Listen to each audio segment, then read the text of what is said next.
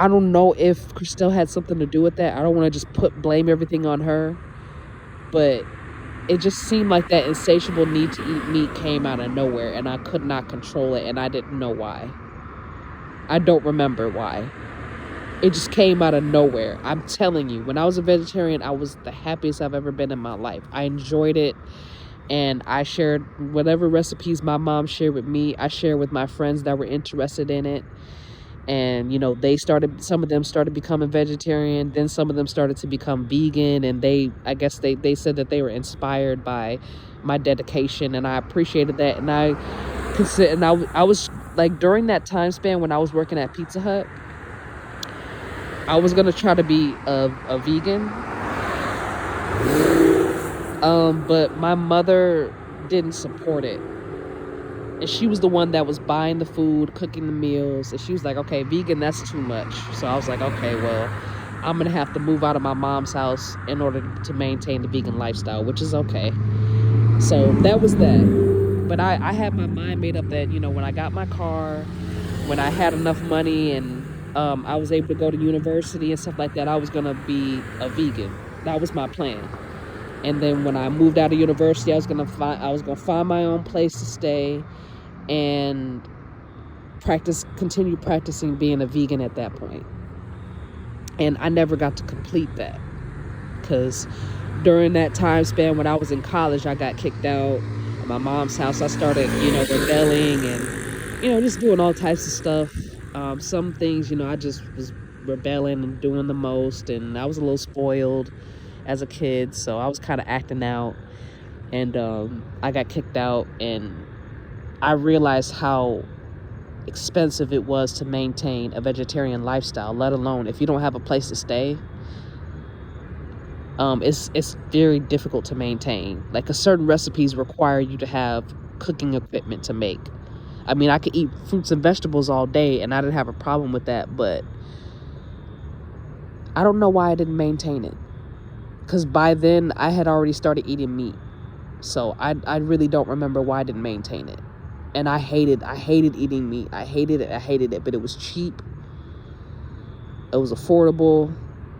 I was trying to save money to buy a car, and I was walking to work every day. Well, at first I had my bike, but my bikes had gotten ruined, and I had to walk. And I had enough money to get a car, but then like I said, I had gotten into a car wreck, and the car got impounded, and I got arrested. The car got impounded again, and I had to keep spending money to get the car at the impound, and then I had to save up to get another car. And like I said, at that time, eating meat was a lot more affordable, so I had to kind of just adapt really and save money. Like, I was penny pinching, you know, money was being stolen from me while I was working. I was being human trafficked. I was just burning out energy. Fruit and vegetables were really expensive. Like, they're really expensive, and I have to eat them within a certain amount of time. Whereas with meat, I can freeze it, I can keep it for a long period of time and still eat it. It was just very difficult to maintain. And so I ended up letting myself go around that time. And I started eating meat, and, you know, so on and so forth. And it's been difficult for me to maintain my vegetarian lifestyle because, like I said, Kristelle and the people who have been supporting her have been ganging up on me and dominating my life and my behavior to the point where I don't even get to choose what I eat anymore.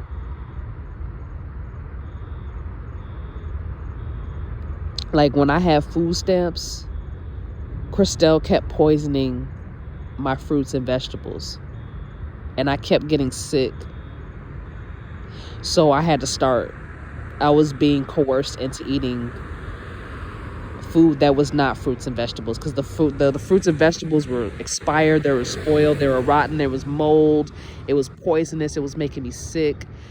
And I had to be very cautious of how much I spend, because fruits and vegetables are expensive, you know, and I have to eat it. Most of the time I had to eat it all within a certain day's time span, or it was gonna rot.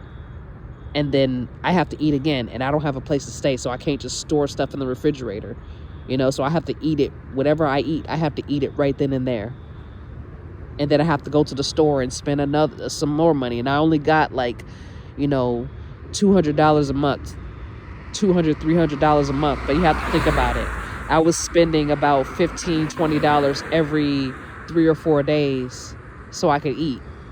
I would buy a stack of fruits and vegetables, eat it within about 3 or 4 days time span, but then I'd have to go to the store and buy some more, and that is expensive. And then think about it, I eat more than once a day, at least twice a day. You understand what I mean? So the fruits and vegetables that I buy will be gone within 2 or 3 days, and then I have to go to the store and buy some more. Do you understand what I'm saying? And then I have to find a place to store it. If I'm out on the streets, there's other people out on the streets that are hungry too, and if they see me with all this food, they take it. They just steal from me. So I had to learn to travel light, but that just means that I had to spend more money in order to travel light. I had to go to the store, buy food 2-3 times a day so that I didn't get robbed in the middle of the night, or ants and bugs and other animals didn't come take my food, or other people who are out on the streets that were homeless didn't come steal my food. You understand what I'm saying? It was only so much I could carry, and even the stuff that I did have got stolen from me while I was sleeping. So I had to be very cautious of where I put my stuff, and some food would get smashed and messed up, and it was stored deep in my backpack and my bags and stuff so that they didn't get stolen. But sometimes I would forget that it was there in the first place. So it was very difficult to maintain, and I tried my best. It would be times where I would go days, weeks, months, several months without eating meat. And I was doing a good job, and I was thinking, well, maybe this is the moment where I could be a vegetarian again. And then my benefits got taken away from me, and I had to go right back to eating whatever food that the homeless shelter fed. So if it was dirty rice and it had meat in it, I wasn't gonna spend 3 hours trying to pick the meat out. I was gonna eat it because I was hungry and I was starving. If they had green beans with bacon in it, or collard greens with pork in there, I had to eat it. Like, even if I took the meat out, some foods I couldn't take the meat out because the meat was cooked in there really good. And even if I did take the meat out, it still had that meat flavor in there. It was contaminated already, and I was starving. I had nothing else to eat. And that's where I'm at right now. My benefits have just been cut off. I've tried to turn it back on. I tried to do everything I could, and I'm being blocked by Kristelle once again. So now I have to eat whatever the homeless shelters feed me. That's what I have to eat. Whatever generosity that people give to me out on the streets, if they give me food, I have to eat whatever they give me. And there have even been times where I almost had a allergic reaction because I didn't know what was in the food. I didn't know if it was fit. They didn't tell me what was in there. Sometimes I tell people I have allergies, and some people have taken advantage of that, and they tried to poison me that way. But if I'm hungry and I'm desperate, and somebody's offering me food, and I'm telling them I have an allergy, so if there's any seafood or any nuts in there, I can't eat it. You know what I'm saying? It's really up to their character on whether or not they exploit that or not. Or to even tell me, hey, there's some peanut in there, there's some nuts in there, or there's fish oil in here. No, you can't eat that.